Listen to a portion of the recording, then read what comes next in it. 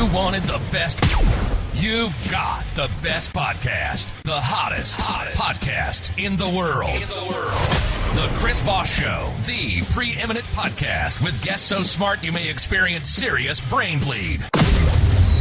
Get ready. Strap yourself in. Keep your hands, arms, and legs inside the vehicle at all times, because you're about to go on a monster education roller coaster with your brain. Now, here's your host, Chris Voss. Hi, folks. Chris Voss here from thechrisvossshow.com, thechrisvossshow.com. Hey, we're coming here with another great podcast. We certainly appreciate you guys tuning in. Thanks for coming in, guys. Remember, we're the family that loves you, but we don't judge you. So always tell your friends and families to subscribe to the Chris Voss Show podcast. They can go to Apple and all those great places they can do it. Go to goodreads.com/Chris Voss. See everything we're reading and reviewing over there. Go to our YouTube channel at youtube.com/Chris Voss. Hit the bell notification button. Go to our big group on LinkedIn of 132,000 people, and also see our LinkedIn newsletter. It's killing it over there. It's just crazy what's going on with LinkedIn these days. They're kind of becoming a thing, if you will. At least not with the kids, though, not that TikTok, but with the grown-ups, say, people that are adults, say. I don't know. That just offended half of the TikTok audience. We lost like all two of them. So we're excited to announce my new book is coming out. It's called Beacons of Leadership, Inspiring Lessons of Success in Business and Innovation. It's going to be coming out on October 5th, 2021. And I'm really excited for you to get a chance to read this book. It's filled with a multitude of my insightful stories, lessons, my life, and experiences in leadership and character. I give you some of the secrets from my CEO entrepreneur toolbox that I use to scale my business success, innovate, and build a multitude of companies. I've been a CEO for, 33, 35 years now. We talk about leadership, the importance of leadership, how to become a great leader, and how anyone can become a great leader as well. Or order the book wherever fine books are sold. Anyway, guys, we have an amazing author on the show. He's the author of the book that came out on, let me pull this up here. I had the Kindle version up. August 10th, 2021. The book was called Bad Faith: Race and the Rise of the Religious Right. Randall Balmer is on the show with us today. He's an amazing, brilliant mind. He's a prize-winning historian and Emmy Award-winning nominee. He holds the John Phillips Chair in Religion at Dartmouth, the oldest endowed professorship at Dartmouth College. He earned the PhD from Princeton University in 1985 and taught as a professor of American religious history at Columbia University for 27 years before coming to Dartmouth in 2012, my apologies. He has been a visiting professor at Princeton, Yale, Northwestern, and Emory Universities, and in the Columbia University Graduate System of Journalism. He's a visiting professor at Yale Divinity School from 2004 to 2008. Randall, welcome to the show and all my problems I'm having with numbers this morning. Good to be here, Chris. Thanks for having me. I'm going dyslexic here. I don't know what's going on with the numbers there. So give us your plug so people can find you on the... I have a website. It's called, it's www.randallbalmer, Randall with two L's, Balmer with one L, .com. Mm-hmm. And what motivated you want to write this book? Well, it's actually goes back a long time. I actually grew up within evangelicalism, what I call the evangelical subculture. My father was a minister for over 4 decades in the Evangelical Free Church, and I honor both his ministry and his memory. And I grew up within that world. This was, I'll put my evangelical credentials up against anybody, including Franklin Graham, although his father was probably a bit more famous than mine was. But nevertheless, this is my world. And in the 1970s, actually, I spent the entire decade very much in the core of this evangelical subculture. That is to say, I was a student at an evangelical college, Trinity College in Deerfield, Illinois. And then I went on and worked at the Divinity School on the same campus while doing a master's degree at Trinity Divinity School. And this was the time when the religious right got going. And I remember those years very well. And what I don't remember was that evangelicals were all abuzz about abortion. And years after that, I started hearing that abortion was why evangelicals became politically active in the 1970s. And it just didn't compute with me because that was not my experience at all. And I'm sorry, this answer is probably longer than you want here, but the real catalyst was my being invited to a gathering in Washington, D.C. in November of 1990. And turns out I arrived there, and it was a kind of who's who of the religious right. Ralph Reed was there, the executive director of the Christian Coalition. Carl F.H. Henry, the founding editor of Christianity Today magazine. Richard Land from the Southern Baptist Convention was there. Donald Wildman, the founder of the American Family Association. Richard Viguerie, the conservative direct mail guru. And Paul Weyrich, who's really the architect of the religious right. And I wasn't exactly sure why I was invited there, kind of pieced it together since then, but here I am in this room. And in the course of the first session, Paul Weyrich, the architect of the religious right, made this impassioned speech. And he said, let's remember that this movement, meaning the religious right, did not mobilize in opposition to abortion. Abortion had nothing to do with the roots of the religious right. And so I perked up. And during that break, right after that session, before the next session, I went to Weyrich and I said, I want to make sure I understood you correctly. Abortion had nothing to do with the genesis of this movement. He said, absolutely not. He said, I've been trying since the Goldwater campaign back in 1964 to get evangelicals interested in politics. I tried everything. He said, I tried the school prayer issue. I tried the pornography issue. I tried women's rights issue. I tried abortion. Nothing got their interest until in the 1970s, the IRS began to threaten the tax-exempt status, racially segregated evangelical institutions. That's what got them going. It was BYU, I think, and it was the big college guy. I forget which corrupt guy it was, but it was one of the Christian colleges, wasn't it? That was the big. Bob Jones University was the particular target. Yes. Yeah. But also the segregation academies, and of course Jerry Falwell, who was one of arguably the most visible leader of the religious right, particularly in the 1970s, had his own segregation academy in Lynchburg, Virginia. Yeah, and that's when this whole kind of movement started. I think Ann Nelson wrote about this too in her book Shadow Network. We had her on the show, and how the Betsy DeVos organization and her father really was the starter of it for the Centers of National Policy. I think if I have that right. Yeah. And they did a whole testing of all these, like you say, all these different ways to get out the vote for Republicans, and abortion was a sticking one. And in the end, they really don't care about it, especially if you look at how the red states use abortion more than anyone else. So it's kind of interesting. They just found the lightning rod of what would motivate voters, and they've been running with it ever since. In fact, I often wonder if they really want Roe versus Wade overturned, because if they ever did, it might end up they wouldn't have anything to get out of the vote. I don't know. Yeah.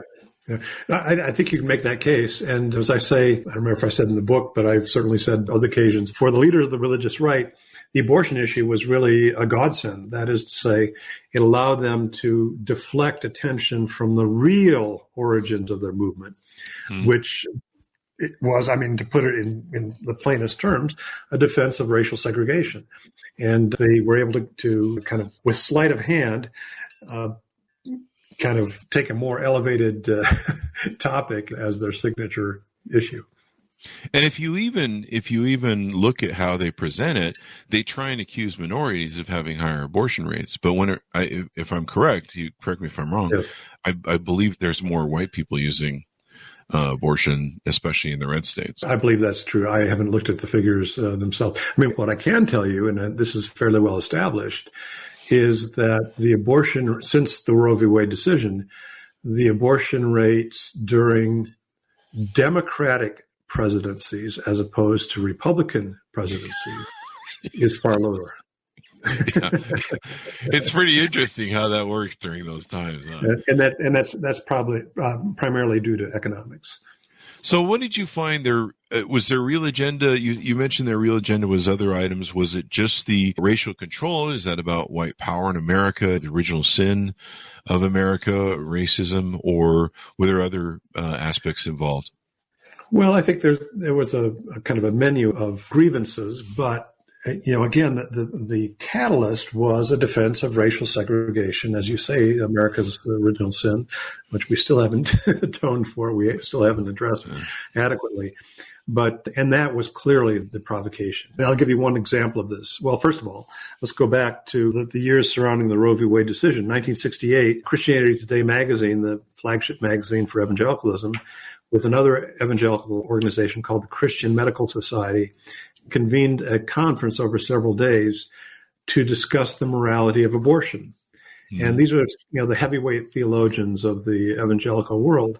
And at the end of that conference, they issued a statement saying, well, we really can't decide whether or not abortion should be morally wrong or whether it is morally wrong, but we think it should be available. Mm-hmm. Southern Baptist Convention, not exactly known as a hotbed of liberalism, passed a resolution in 1971 calling for the legalization of abortion, which they reaffirmed in 1974, the year after Roe v. Wade, and again in 1976. I could go on and on. I'm happy to do that. But one final bit of evidence. Jerry Falwell, by his own admission, did not preach his first anti-abortion sermon until February 24th, 1978. That's more than 5 years after the Roe v. Wade decision. So, that I call this the abortion myth. The abortion myth is the fiction that the religious right galvanized as a political movement in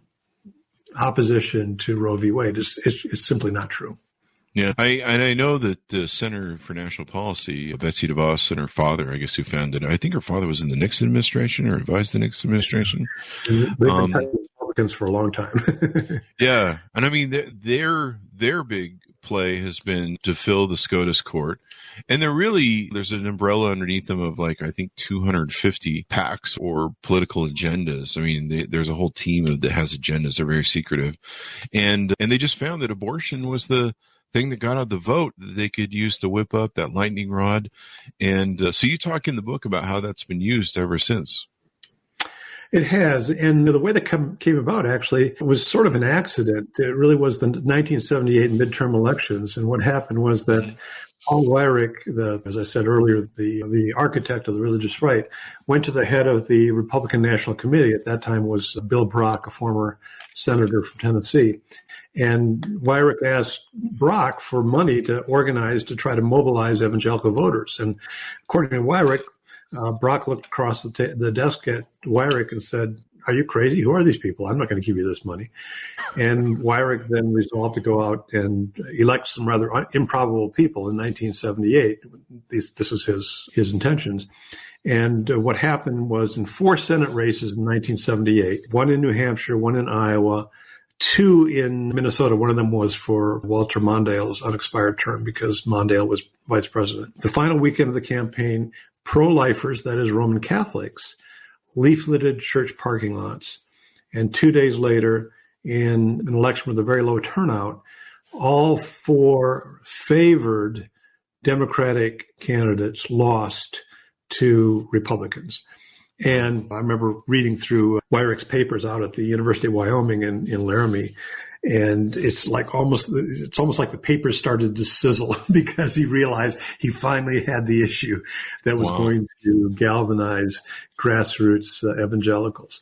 Even so, Frank Schaeffer has said this actually many times. Frank Schaeffer produced a series of films that began touring the country in early 1979 called collectively Whatever Happened to the Human Race, which featured his father, Francis Schaeffer, in many ways the intellectual godfather of the religious right, and a pediatric surgeon from Philadelphia, C. Everett Koop. And they argued in that series of films that any society that countenanced abortion would very quickly thereafter also embrace both infanticide and euthanasia. But Frank has told me, and he's very emphatic about this. He said when we started touring with that film early in 1979, the audiences were very small. We really couldn't whip up a lot of interest. And even as late as Ronald Reagan's appearance before this massive rally down in Dallas, Texas on August 22nd, 1980. The abortion issue, he didn't even mention the abortion. What he mentioned was the IRS going after the tax exemption of these evangelical schools. He did not even mention abortion in that huge evangelical rally in August of 1980. So it took a while for the abortion issue to kind of soak in as an issue that evangelicals were concerned about. And was that preluded by what you talk about in the book with Jimmy Carter? And if you want to expand on that a little bit. Yeah, Jimmy Carter, I mean, this is one of the great ironies. I mean, I wrote a biography of Jimmy Carter, and in part because I wanted to try to figure this out for myself. Why is it that evangelical voters in 1980 would reject one of their own, an evangelical, a Southern Baptist Sunday school teacher, in favor? He's almost like Jesus, too. Sorry to interrupt. Absolutely. I mean, he's out building homes for the last 30, 40 years. I don't know. To me, that's the most Jesus thing ever. He's been remarkable. I mean, and he lives the gospel. I mean, Jesus called on his followers to care for the least of these, to provide shelter and food. And Jimmy Carter's been doing it really all of his life. And why would they reject Carter for a divorced and remarried? And at that time, that was a huge issue. A divorced and remarried former Hollywood actor. Hollywood was not exactly known as a province of piety for evangelicals, who, as governor of California, has signed into law the most liberal abortion bill in the country. I mean, on the face of it, it just doesn't make sense. And in many ways, it still doesn't make sense. But Carter, and we have to acknowledge that Carter had rather stiff headwinds when he was heading for re-election in 1980, with the economy being very sour and the Soviets invading Afghanistan. By the way, does that sound familiar? Yeah. There's things that are reverberating even today. But, why they would gravitate to Ronald Reagan as their political messiah is in many ways confounding. But I think, frankly, it has to do with racism, and I'm happy to expand on that as well. It does. Let's talk about that. But one thing I want to touch on, just to interject too, is that same point was used with Donald Trump. And, yes. Well, I don't know. I don't see Hillary Clinton as a big religion person. I mean, I think she is. I know she quotes. I don't even know what her faith is. I know Biden. I'm an atheist, so I did grow up in a cult, the Mormon Church, and until about 16. And so I understand the Bible, I understand white religion, et cetera, et cetera. Geez, you want to talk about a racist religion? Go back and read Brigham Young stuff. But I understand it very well. And to me, I can look at Joe Biden and go, that man is a religious dude. He goes to church like every Sunday. He prays. I think anybody can say, well, maybe he's not the best person in the world. I voted for him, full disclosure. But I think he's more Christ-like than Donald Trump, and Donald Trump can't even quote things from the Bible when he's called out. And to see them embrace Donald Trump over Joe Biden, it was just astounding to me. Well, Chris, I think the through line for this entire conversation is racism. And I don't want to be reductive because I understand that there are other issues. But for me, in writing Bad Faith, one of the things that I really if I didn't know this already, I certainly relearned it in the course of writing the book, was that the real connection here between the birth of the religious right in defense of racial segregation and in defense of racism, to put it plainly, and the embrace of Donald Trump in 2016 and again in 2020, the bridge there was, frankly, Ronald Reagan.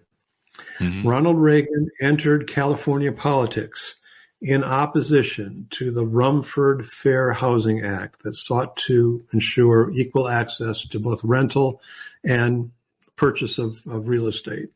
He was an outspoken opponent of both the Civil Rights Act of 1964 and the Voting Rights Act of 1965. Mm-hmm. Throughout his political campaigns, his entire career, he frequently invoked the racially charged phrase law and order.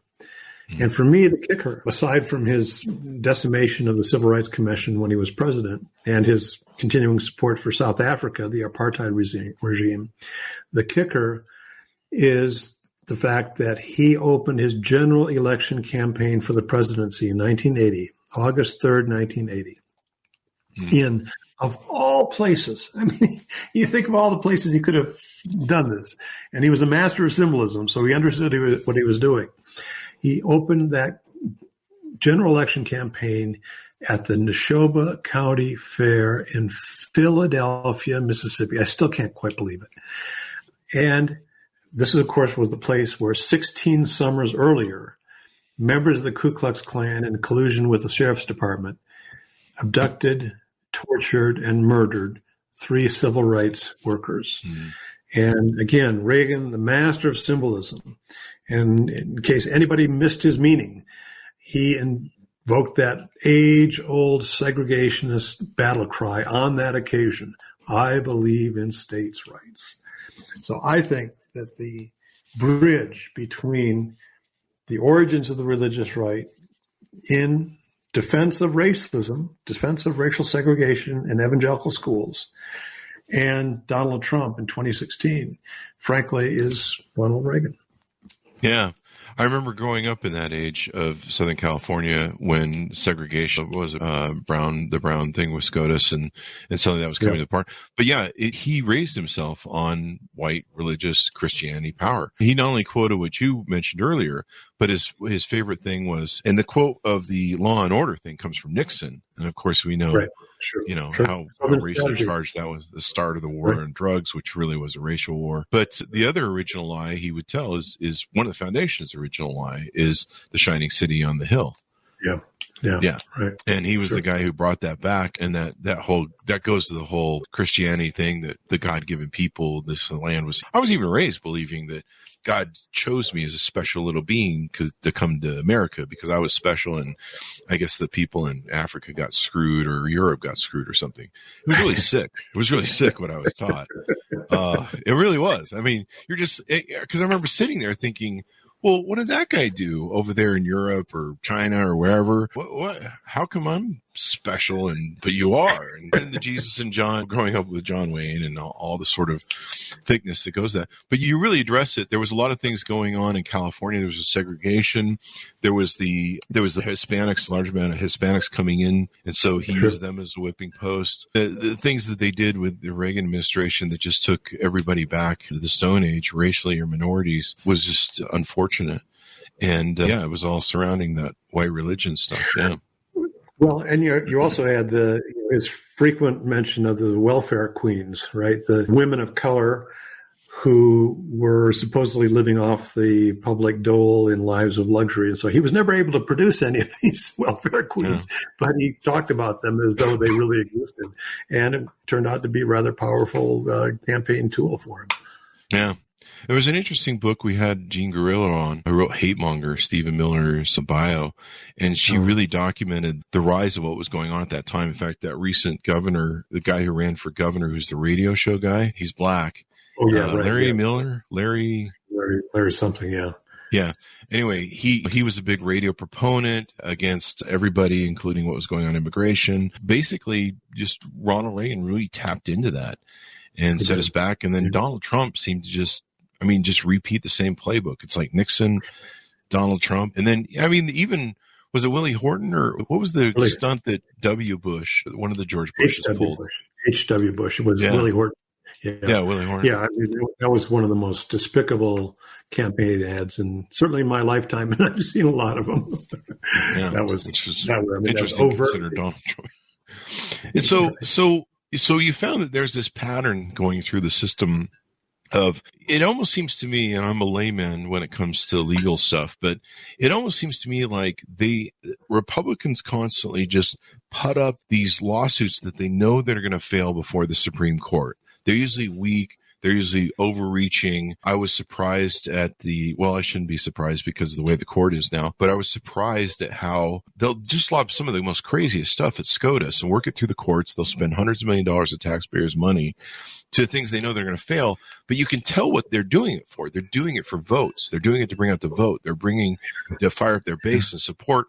And I often look at it and I go, I used to be a Republican, so I would look at it and go, you're being played. That's a play. It's never going to pass SCOTUS because some of it's really extreme, where they're just eliminating abortions across the board and rape and everything else. And you're just like, that's not going to go. But they realize that there's more power in the money of the getting the vote out and control of power. How much of this comes down to? My theory is this: like you said, we've never fixed the original sin. I know Jamar Tisby wrote a great review on your book. We've had him on the show. And to me, we have two parties. And it just comes down, I'm condensing it a lot because they have multifaceted agendas. But we have two parties. One which recognizes that the minorities are going to rise, and within, I think, 10 or 20 years, we're going to be a minority as white people. And those are going to be a factor. More females are in the workforce, et cetera, et cetera. And we're going to have more immigrants in the society, et cetera, et cetera. But that's just a fact. There's no way. One of my favorite lines from No Country for Old Men is, "You can't stop what's coming." That's humanity. And then you have this 450 years of white power, of white controls, of whites being the majority. And it's about money, it's about government, it's about everything else. But really, Democrats see that there's a progression there, and you might as well just embrace it and roll with it because it's going to happen anyway.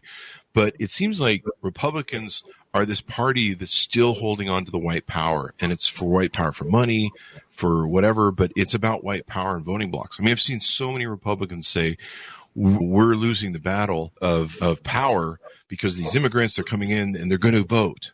And you're like, you're afraid of people voting? And of course, we can see that going on in legislatures across the country.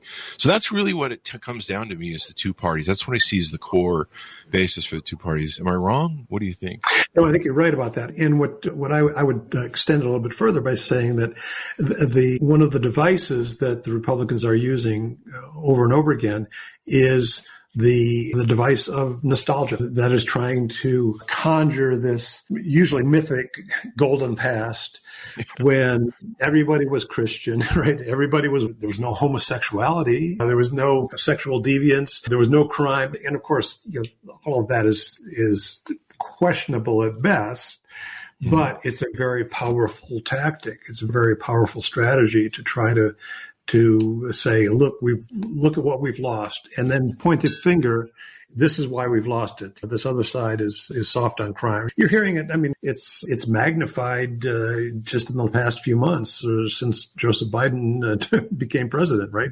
It's all the Democrats' fault. And in order to get back to this golden past, we have to, whatever they're saying, we have to clamp down on LGBTQ rights and things like that. And then we'll have our golden age back again. And we won't. I mean, I think for me, the event of the at least late 20th century that people really have not fully understood in terms of its consequences was really the Immigration Act of 1965, when Lyndon Johnson signed this bill into law that eliminated immigration quotas. And we're not talking here about quotas from south of the border, our southern border, but from Asia and Southeast Asia and India and so forth. And that has, within my lifetime, and yours too, I expect, utterly reshaped the religious landscape of the entire country. I mean, I travel a good bit around the country because this is what I do for a living, in a sense, and I try to understand what's happening in terms of American religion. And I see Sikh Gurdwaras and Buddhist stupas and Hindu temples in places that I would never have imagined would crop up. But, that's part of our multicultural mosaic, which frankly has defined our nation since the beginning. But a lot of people say this was the beginning of our decline. I don't think it is at all, but that's the rhetoric, and it's a very powerful rhetoric. Yeah, I'm an atheist, and I think there should be all religions. Everyone should be there. I think I was talking to somebody, and I said, look, if you want to put the 10 Commandments on a courthouse, that's fine with me, but you got to put everybody on the courthouse. Absolutely. Now, maybe that's wrong because of the Constitution, but I'm just saying, that would be fine with me. But you got to put you got to put an atheist thing there. So I don't know, there'd just be like a little plaque with some empty space or something. there'd be a Buddhist one, and you got to make sure everybody, but that's not what Betsy DeVos's Center for National Policy wants. She wants a theocracy. That's right. I was one of the expert witnesses in the Alabama 10 Commandments case with Roy Moore. Oh, really? Wow. I was, yes. And that's essentially was my testimony, that is to say, as you just said, I would have had no objection whatsoever if, in addition to the 10 Commandments, you'd had a Hindu representation. And it is true, the Alabama Atheist Association actually said, both members, no doubt, but anyway, they actually asked to have their sentiments included in that space. Sure. And Roy Moore said, absolutely not. And that's what made it a violation of the Establishment Clause of the First Amendment. If he'd allowed those other representations in that space, I wouldn't have had any problem with it. No responsible judge in the country would have had any trouble with it. And here's the irony of it. And again, this was part of my testimony. Religion has flourished in this country precisely because it is not tethered to the state, precisely because of the separation of church and state. So when Betsy DeVos and these other people want to level this wall of separation between church and state, that will fetishize and trivialize the faith. And that is the real problem here. And I say this as a person of faith. I mean, unlike you, I'm not an atheist. I'm a firm believer. And the First Amendment, the separation of church and state, is the best thing that ever happened to this country in terms of religious vitality, because you have this kind of free marketplace where you have, as you said earlier, you have all this competition within this free marketplace, and that lends a dynamism to religion in America that is unmatched anywhere in the world. Yeah, I mean, freedom. It all comes down to that. And the interesting thing about the Betsy DeVos and what her real agenda is, and I believe, if I recall rightly, she kind of has I think she has the same thing as that SCOTUS gal, the new SCOTUS gal, where she belongs to a doctrine of Christianity that's kind of violent. I forget the name of it. You might know. Calvinism? Oh, well, yeah, right. Yeah. It's a bit extreme. Yeah. She's part of the Reformed tradition. Yeah, absolutely. Yeah. And so, but they want a theology, which to my understanding is they would not allow the other religions to be around. Right. I mean, they want supreme control. They want the Bible to be the Constitution from there. Yeah, that's scary. It is. And the extreme form of that is something called Christian Reconstructionism or theonomy.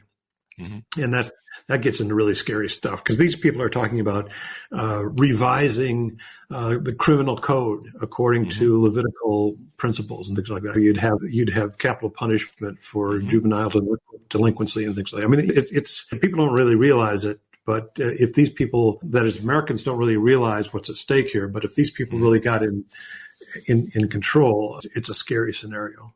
Yeah, you're running into another American ISIS, where we'd have cut off hands, beheadings, or whatever the hell they decide they want to do this week. And then me as an atheist, and Catholics, I guess, and everybody else, we'd all be in Uyghur camps being re-engineered or rebrained or whatever. And I'd probably be fed to the dogs like North Korea, but then I'd probably have it coming. But ask any of my exes. As we wrap up, what do you see happening? Because it looks like, from everything I'm seeing, Robert P. Jones studies this a lot. Everything I'm seeing, it seems like there's a battle going on in the white religious right of trying to take back religion. There's a lot of people that have left over Donald Trump. I mean, I sat and watched it and went, even as an atheist, I go, what would Jesus do? Be a good person. Be good. It's simple laws. Do unto others as you would have people doing to you. But I wish more people would do that, or that claim to subscribe to his teachings. And so watching it, but yeah, it seems like a lot of people have really become disenchanted. What are you seeing? What do you think the future is of religion? And maybe it's in for a reformation? Well, I think we could certainly do with some sort of reformation or reformation. There was one scholar who I admire who says we should have a reformation in the church every 500 years or so, and we're due. And I think there's a case for that. But I don't think there's any question that Christianity is in trouble in this country. If you look at the figures, you look at the numbers, the rise of nuns, that is NONES, nuns, no religious affiliation, is really quite striking, particularly in a nation that has been unusually and in many ways incurably religious for most of our history. I'm actually writing a book about this right now. I'm finishing it up. Awesome. And what I'm trying to argue is that if Christians, and I'm speaking as a Christian myself, of course, if Christians really want to reclaim the faith and make the faith once again relevant to this country, which I think we should, frankly, I think, and I mean no offense to anyone, including atheists. I'm not trying to we're not offended. Hurt anybody necessarily, but if the faith is going to be vibrant and relevant, we have to reconnect with the words of Jesus. I mean, that's the first step, I think, as well as the Hebrew prophets calling for justice. Imagine that. Imagine if Christians, or Jews as well, but people of faith, began echoing the words of the Hebrew prophets. I think we'd have a very different society. If we looked carefully at the words of Jesus, as we were just talking about, Jesus called on his followers to care for the least of these. In fact, he made that a criterion for entering the kingdom of heaven. Yeah. If you don't it. He said, you're not going to be there. Those are pretty harsh words, and I think we need to reaffiliate with that. But I think we also need to reaffiliate with the best of our own tradition. That is to say, people like Dorothy Day, people like Walter Rauschenbusch, people like Charles Grandison Finney from the 19th century. Charles Finney, just to embroider that point for a moment, Charles Finney, by any measure, the most influential evangelical of the 19th century. And he was unsparing in his criticism of capitalism. Free market capitalism, he thought, was demonic. He said that a Christian businessman is an oxymoron because business elevates avarice over altruism. Now, those are my words, not his words, but that was his argument. So I think if we're going to be relevant again as Christians in this country, we have to reaffiliate not only with the Bible, which is the foundation of the faith, but also with the best of our own tradition. And that's what I'm trying to argue in this book. And I would totally agree with you. I'd love to see that. I mean, me just watching Christians with Trump, it was just, yeah, okay. We see where we're at. And I understand a lot of it, actually. I mean, I think it comes from some of the authors we have on the show. They saw him as an angel of destruction, as a biblical angel of destruction, angel of retribution, of revenge, where he would punish us sinners, of course, me being, of course, the main one. God, I've seen that movie. But no, but they saw him as basically sleeping with the devil because he would be the angel of retribution. But in hindsight, it's really burned them. I think at one point there's been a drop of, I'm just going off figure of my head, I think 30% of nons in the church in the last, probably since the inception of Trump. It's whatever the figure is, it's a huge dump. And I'm hoping that religion will, because I'm an atheist, but I believe that everyone should be able to believe what they have. If whatever you need to get through this life from beginning to end, if you need to hold on to this or hold on to that or believe in that, go for it. Just don't knock on my door on Saturday mornings and wake me up from my hangovers and all the hookers in the back. I'm just kidding. There's only one. That's Friday. Yeah, I'm just kidding, folks. I've lost the hooker crowd now. But no, I mean, I don't want to, this is why I love Jewish people, because they don't knock on my door. They're not ever trying to get me to join their religion. They're just like, we really don't care. Screw you. And so they're wonderful people. But no, I believe everyone should be able to have their religions. They should be able to flourish. But what I hope is that, and I think this is what's happening, correct me if I'm wrong, but I believe that what's happening is part of that reconciliation or kind of reformation. A lot of people leaving the church, even pastors. I think what they're trying to do is they're trying to fight the white evangelical, the white nationalism part of the religion. And that's really what needs to be exercised. We need to say, you guys go back to the KKK, get the F out of our party and our religion, and F you people. You see it with Marjorie Taylor Greene recently going to neo-Nazi thing. I mean, it's scary. Yeah. Well, I mean, I suppose at least she's honest about it. Maybe that's, in some ways, that's a serious comment, because a lot of these other people are kind of parading as people of faith and goodwill, and they're really not. Yeah. And I think Trump, a big part of the appeal of Trump to these evangelicals is, as you said, the kind of avenging angel, but also he speaks, as well as anybody I've ever heard, the rhetoric of victimization. I mean, he's always the victim, of course, in his world, but he speaks that very well. And I think a lot of evangelicals identify with that. They see themselves as being victimized in some way by the society. Now, again, I think that's nonsense on the whole, but I think that's a big part of his appeal to the 81% of white evangelicals who voted for him. I still can't quite believe that number, but I'm sure it's true. But it's incomprehensible to me that he would have that appeal. But I think that's part of it. The politics of victimhood. Yeah, it's always interesting to me in this country. And I've still been working on some sort of podcast on victimization and the rise of it in our culture. And it's evident on both sides, whether you're both left or right, that there's a victimization mentality in our world. There's no self-actualization.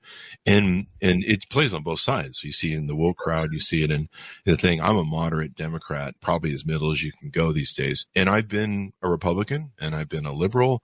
And now I kind of find myself more in the middle where these extremes are, I mean, they're not, I would say on the left, maybe they're not so much problems. Maybe I'm in denial, or maybe I'm in denial on that.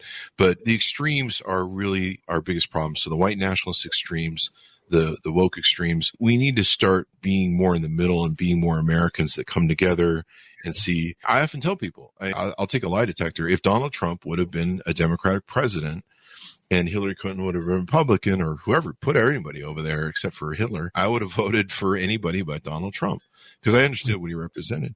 But yeah, I would love to see, this is why I love books like yours and a lot of the authors that have been calling this out. The white nationalism part of the party and the religion needs to go. Like that whole thing needs to be expelled, and people just need to live. I've read the Bible. I've read what Jesus wrote, what he was. Seems like a really great guy. He did a lot of nice things. I mean, honestly, as a person, I've often thought, what would Jesus do? Be nice to people. Quit being a jerk, Chris. I don't believe in him. I don't believe in the Bible. I'm just saying this is my thing, but I believe in his teachings, and it's a good advice. And a lot of religions have good advice. I shouldn't leave them out. And it's a good thing for being a good human being. But you want to see people live that truth. Like I try and live my truth. And so I think it's good what's happening. I think religion has to go through this reformation, or else it's going to die, because I think a lot of the youth are the people that are leaving en masse. And we've seen that, yeah. No, I think you're a Jeffersonian, Chris. You're in the mold of Thomas Jefferson, who utterly admired Jesus and saw him as a very, perhaps the most morally worthy teacher in history. But I think that Jesus was divine. So, I mean, that's not a bad place to start. I mean, he's everything he taught. I mean, that's the reason probably why it's the #1 book in the world and has been for, I don't know, 2,000 years or however long it's been. I'm clearly not a biblical historian, so full disclosure. But yeah, I'm really excited to see what your new book is going to be about on top of this one. And I think it's good. I think the more people that are religious can get educated in this, and like I said, I'm all for everybody. I mean, I think when people meet atheists, they're like, oh, you're trying to destroy us. No, I don't really care. I got my little piece of work over here and I'm just living my life. All right. We're not signing people up. But no, I want to live in peace with everybody, and I do want us to come together as Americans, no matter what we are. We can have a little bit of political divide about stuff, but I'm glad you're calling out how the abortion thing is used as a lightning rod, and I just see it being played so hard. What was interesting to me was when Ruth Bader Ginsburg passed away, sadly, it was interesting how many people panicked and came out, even on the right, to vote for Joe Biden because they were really worried about Roe versus Wade being overturned. Yeah. Well, and I think if it is, I think we're going to have there's going to be a cataclysm in this country. I mean, I'm setting aside whether or not it's the right, setting aside the issue itself. I think if Roe v. Wade is overturned, I think there's going to be a huge backlash in this country, and it frightens me, frankly. Yeah, I mean, anything we can do to tamp down the extremism and then the separation we have. Anything more you want to touch on or tease out on the book, Randall, before we go out? A lovely conversation. I've enjoyed it, Chris. I've enjoyed it as well. It's wonderful to have, I've always said that an author can have no greater compliment than have someone take his or her work seriously. And you clearly have, and I appreciate that. It's been awesome very sauce. intelligent. Awesome sauce. And I hope that everything you guys are doing will just make it so we can have a better world and we can all get along better. That's all I want. Can we all get along? There's a thought. There you go. Give us your plugs so people can find you on the internet. My website is www.randallbalmer.com, and the book is Bad Faith, Race and the Rise of the Religious Right. And can I put my Jimmy Carter biography as well? Redeemer, the Life of Jimmy Carter. I think it's one of my better books, and the publisher has tried to hide it, but it's. I grew up with, let's just say that my family was not excited about Jimmy Carter, and one of the things they were using was the Panama Canal, and I remember going to school things about the Panama, and I was a child, I had no idea. Jimmy Carter, I don't know. I was like in elementary school, and so I didn't really know who he was, and I was raised with a prejudice against him, and I didn't understand any of what Jimmy Carter was about. But in looking back on his life and what he did try to do as president, was pretty amazing. In fact, if you look at what is it the FDA and the EPA, and you study what he was dealing with at the time, where we had rivers on fire and you had Love Canal, and people really go back, but he really got out. But you look at what he's done. I mean, I saw the guy, it was a couple months ago or 6 months ago or something. I've lost time in COVID land, but he falls. He's like 90 years old or something. He falls. He's got a bruised freaking face, and he's out building homes again. I mean, to me, if there's a president who's most like what I would think Jesus Christ is, and I'm no Jesus Christ scholar, clearly, I would think it would be him. I don't know. I give that guy a lot of damn credit because.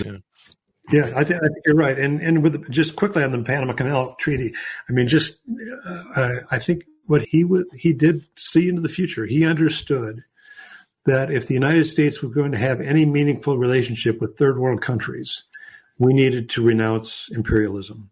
Yeah. And that was his way to do that. And I think he got murdered for it politically, but and Ronald Reagan was one of the big killers there. But I think that history has shown already that he did the right thing. Also calling attention to human rights abuses. Yeah. Again, he was pilloried for that, but I think he was absolutely right. And I think history is, and one of the great things about history, and I love being a historian, but one of the great things is that every few years or every generation or so, historians kind of circle back and say, let's take another look. And that's what's happening with Jimmy Carter. And I think your assessment is what they're coming to. That is a guy who really understood who he was and who acted on his convictions. And I think he did. Yeah. What was interesting about him too is he didn't really embrace the egotism of the office. He was really down to earth. And I think if I understand people and read properly, you'll correct me if I'm wrong, that people didn't like that about him, that he was a little bit too homey, that he was a little bit too base. When I had John Avalon on the show, we were talking about Abraham Lincoln. And for a long time, I've been looking at Joe Biden. I voted for him. But I've been like, why is this guy's numbers in the doldrums? And, of course, he's been through a first year known. A few people have been through. I can't remember a full extent of history. But he does have the same sort of Jimmy Carter softness to him. But there's not a power there. When I talked to John Avalon, we talked about Abraham Lincoln, and he talked about how Abraham Lincoln could still be a person have that presence of malice, of strength and power that would come across, especially when he speaks, a lot of the charisma. And I think that maybe what's lacking in Joe Biden, and maybe that was what was lacking in Jimmy Carter, not to present that as a lack but as a way that people look at leadership. In that you do have to have a malice of power that comes across, but then you also have the softness. Am I correct in that assessment, or am I? Yeah, I think you're probably right. And I think Carter was not a great public speaker either. I think that, especially in contrast with Reagan, who was really quite masterful at it. And I think that probably hurt him a little bit too. I've often speculated, right? People forget that in 1976, going into that presidential campaign, Reagan challenged Gerald Ford for the Republican nomination and very nearly secured the nomination.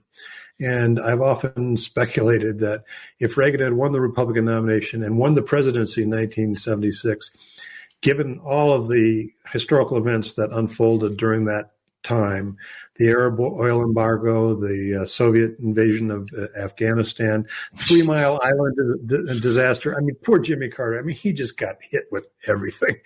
I think if Reagan had won in 76, I expect that he too would have been a one-term president. Being president late in the 1970s. It's a modification of someone else's quote, but I always say the one thing man can learn from his history is that man never learns from his history, and thereby we go round and round with our folly.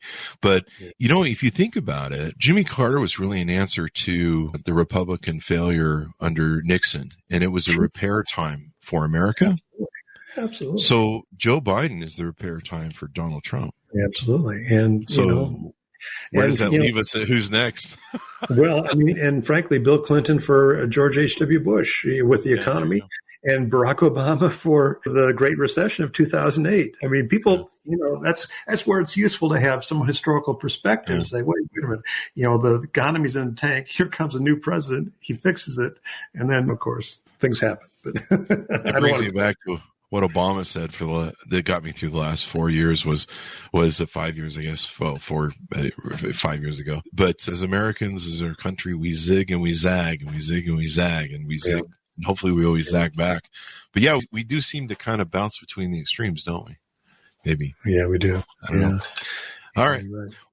Well, thank you very much. We got a good plug-in for the Carter book now. Guys, order up the book. It is available on wherever fine books are sold. Bad Faith, Race and the Rise of the Religious Right. Also check out Redeemer, Randall Balmer's book. Did I go to Randall Palmer? Randall Balmer's book, Redeemer, The Life of Jimmy Carter. You got a lot of books. How many books do you have here? I've lost count. I think it's like up towards 16, 17, something like that. Bloody hell. Good job. Good job. Well, thank you very much, Randall, for being on the show. We've really loved it. Brilliant discussion. Chris, I appreciate it. Thank you. Thanks, Monitz, for tuning in. Go to goodreads.com/Chris Voss. Go to youtube.com/Chris Voss. Hit all the bell notifications, all that crap that goes on. See LinkedIn and all that stuff. You guys know the drill. Thanks for tuning in. Be good to each other. Stay safe. And we'll see you guys next time.